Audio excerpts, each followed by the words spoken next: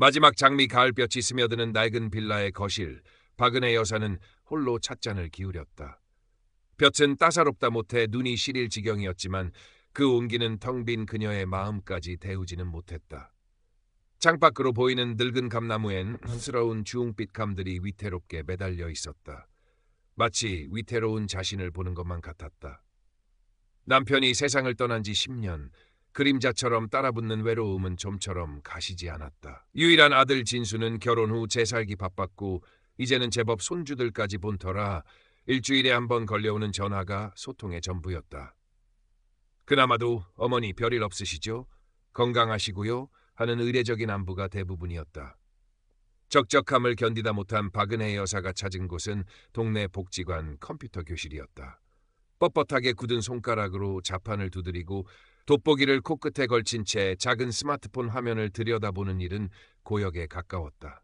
하지만 그 고역 끝에 찾아오는 아주 작은 성취감, 그리고 무엇보다도 세상과 연결되어 있다는 느낌이 좋았다. 그곳에서 더듬더듬 스마트폰 사용법을 익혔고 조심스레 SNS라는 미지의 세계에 첫 발을 내디뎠다.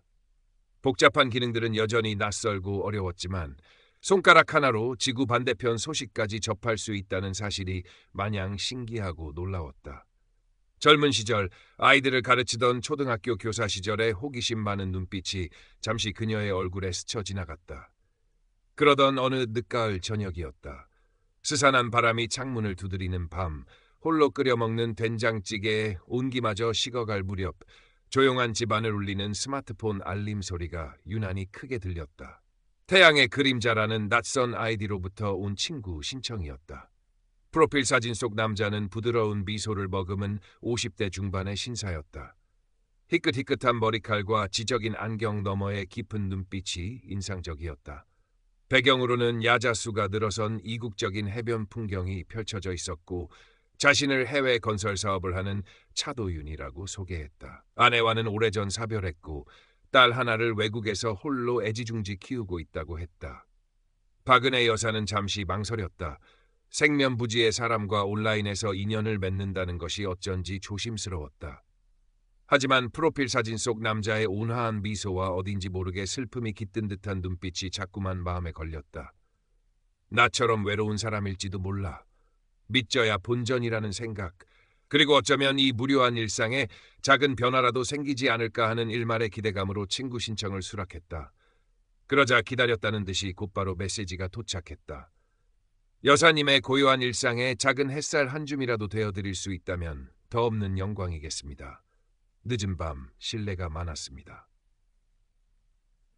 정중하면서도 따뜻함이 묻어나는 문장이었다. 박은혜 여사는 어색하게나마 반갑습니다. 좋은 밤 되세요. 라고 답장을 보냈다. 그 후로도 몇 번의 메시지가 오갔고 그렇게 박은혜 여사의 메마른 일상에 태양의 그림자가 스며들기 시작했다. 차도윤은 놀라울 정도로 다정하고 세심한 남자였다. 매일 아침이면 밤새 평안하셨는지요, 은혜님. 이곳은 이제 막 해가 떠오릅니다. 오늘도 여사님의 하루가 저 멀리 떠오르는 태양처럼 밝고 따뜻하기를 기도합니다. 라는 달콤한 문자로 하루를 열어주었고 저녁이면 고단했던 하루, 제 목소리가 작은 위로가 되었으면 합니다. 혹시 통화 괜찮으실까요? 라며 조심스레 안부를 물었다. 박은혜 여사는 그의 메시지를 기다리는 것이 하루 중 가장 큰 즐거움이 되었다.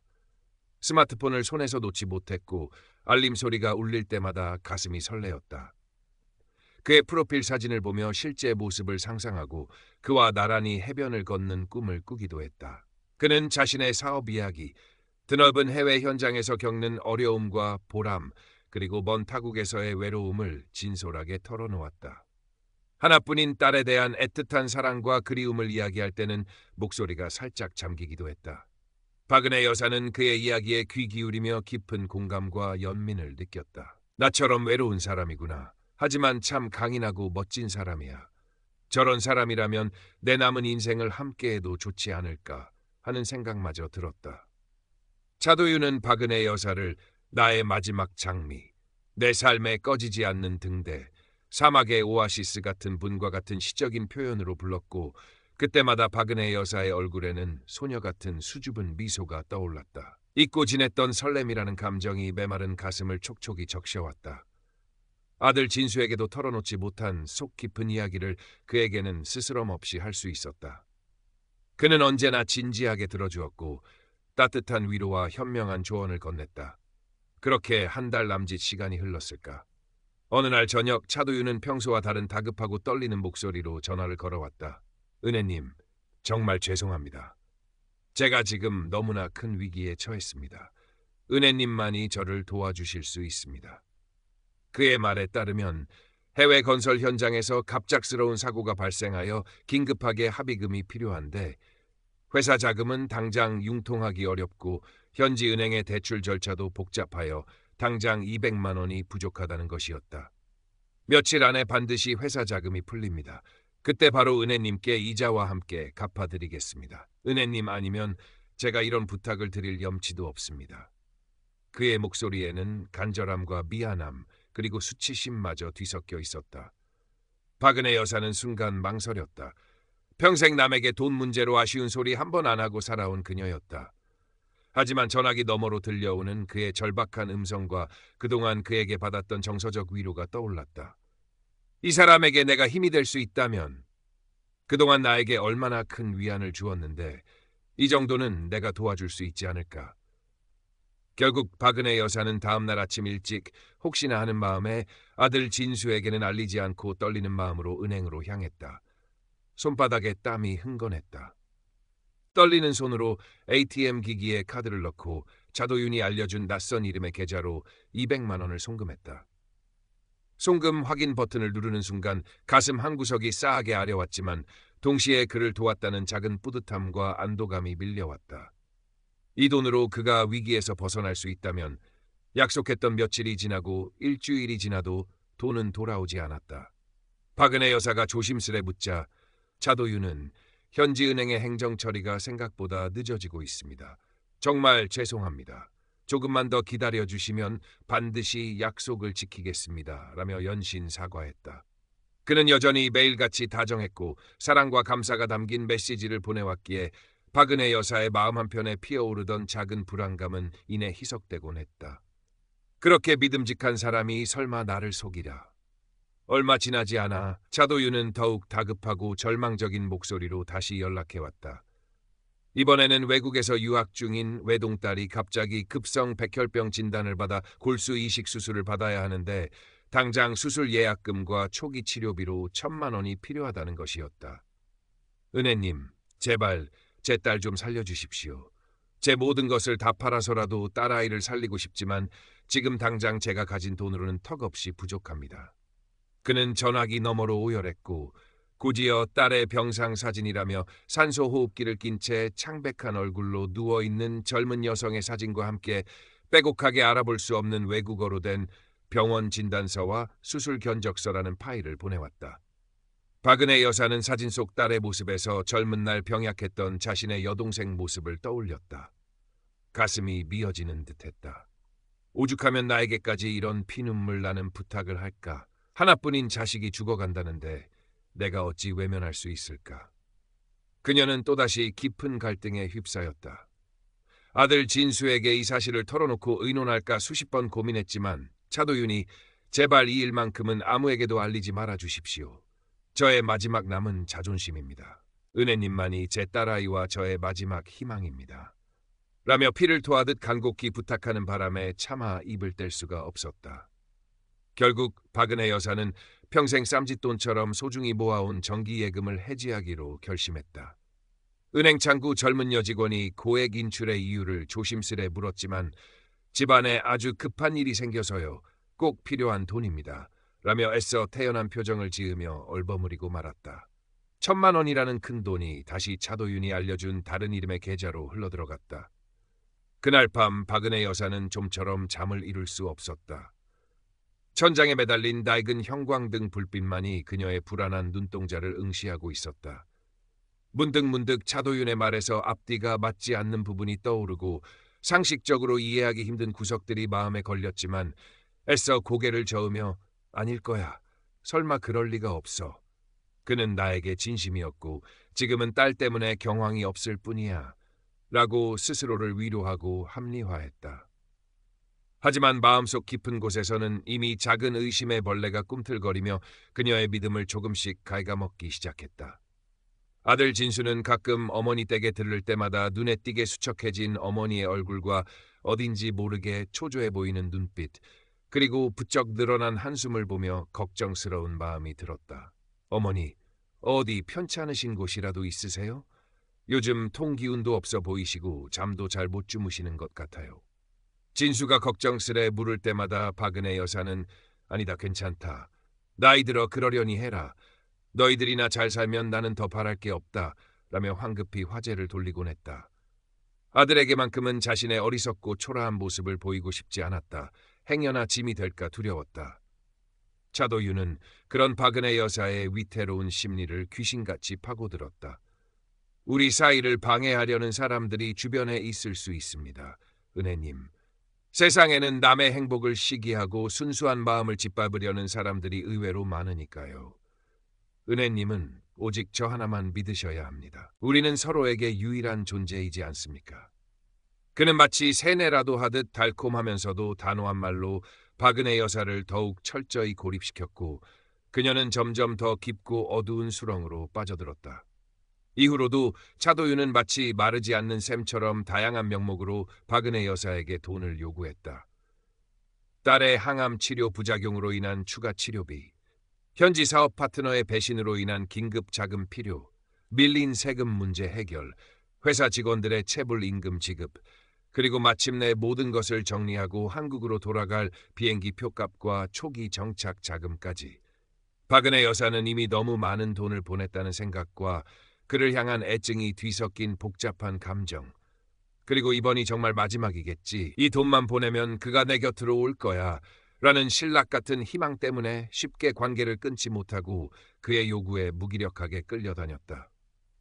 그녀는 결국 젊은 날 남편이 남겨준 유품이었던 낡은 금반지와 목걸이까지 처분했고 그것으로도 모자라 자식들 몰래 여기저기서 소액 대출까지 받게 되었다. 어느덧 그에게 넘어간 돈은 4천만 원이라는 그녀에게는 평생 만져보기도 힘든 거액으로 불어나 있었다. 통장 잔고는 바닥을 드러냈고 마음은 잿더미처럼 황폐해졌다. 마지막으로 큰 돈을 송금한 후 차도유는 전에 없이 기쁨에 찬 목소리로 말했다. 은혜님 정말 감사합니다.